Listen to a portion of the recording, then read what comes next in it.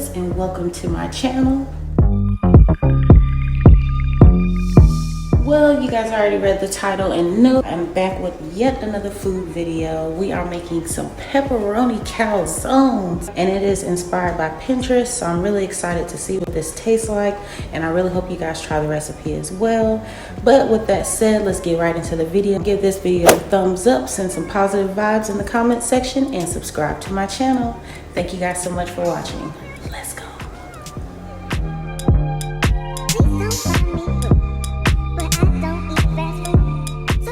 Most of the stuff you obviously see is Great Value brand, Walmart brand.